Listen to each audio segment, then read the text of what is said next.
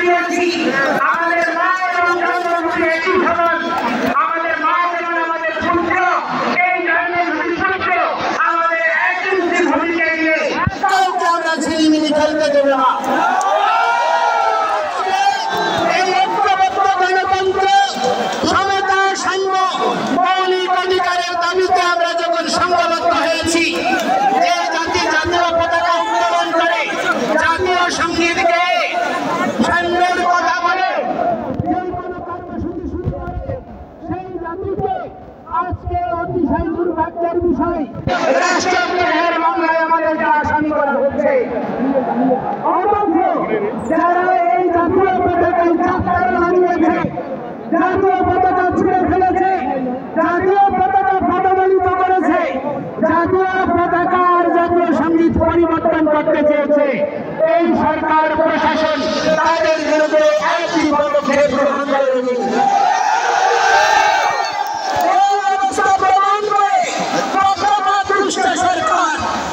এই সরকার মৌলিক গণতন্ত্রে সাম্যে সমতায় বিশ্বাস যদি করেন, সকলের প্রতি সমান পদক্ষেপ গ্রহণ করুন। আজকে আমরা যখন কর্মসূচি করতে গিয়েছি, জেলা স্কুল থেকে এখানে আমাদেরকে ট্রান্সফার করা হয়েছে, আমাদেরকে হোটেল ছাড়তে বাধ্য করা হয়েছে পুলিশ সুপারের নির্দেশে। আমি বলতে চাই, আজকে ডিসি মহোদয় বলছে রংপুরের লোক না হলে নাকি কথা বলা যাবে না। আরে ভাই, তুমি আমার টাকায় আমার ট্যাক্সে তুমি চাকরি করছো,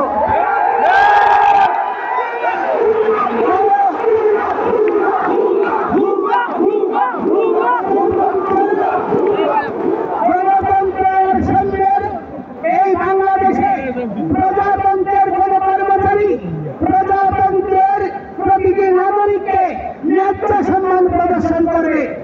অথচ আজ পর্যন্ত সেই প্রচেষ্টাকারীদেরকে কখনো দণ্ড দেওয়া হয়নি, বরঞ্চ তাদেরকে পুরস্কৃত করা হয়েছে। আমরা মেনে নিতে পারি না। এই নিশ্চিতে অবিলম্বে প্রত্যাহার করতে হবে।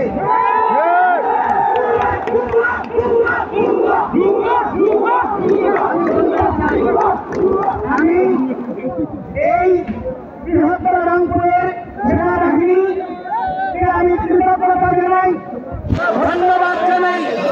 যেখানে যেখানে প্রতিবন্ধকতা হয়েছে তারা তৎক্ষণাৎ ব্যবস্থা নিয়েছে এবং তাদের ব্যবহার ছিল অত্যন্ত মার্জিত এবং সৌহার্দ্যপূর্ণ।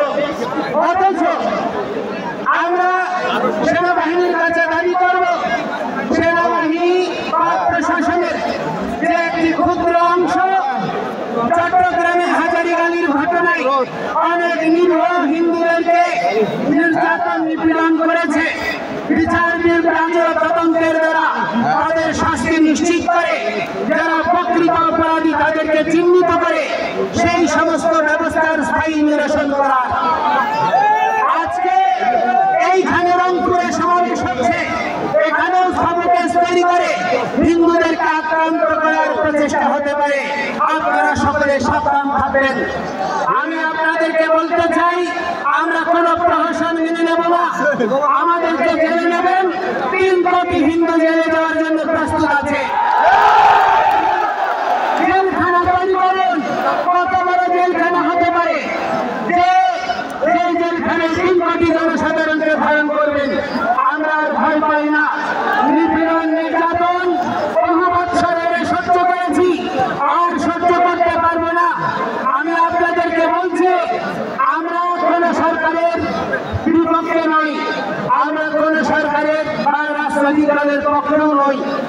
আমরা গণতন্ত্রে বিশ্বাসী, সাম্য সমতায় বিশ্বাসী, সাংবিধানিক অধিকার পাওয়ার জন্য প্রয়াসী।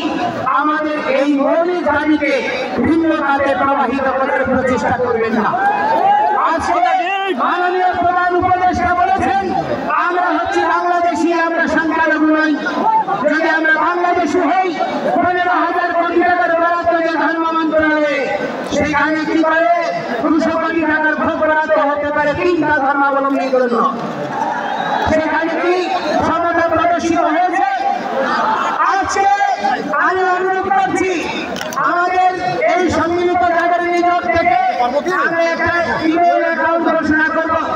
এই ইমেল অ্যাকাউন্টে আপনারা সর্বত্র যত বাংলাদেশে ধর্ম অবমাননার দায়ে যত ভাই বোনরা মামলা আক্রান্ত হয়েছে তাদের মামলার কপি এবং তথ্য আমাদেরকে সরবরাহ করবেন।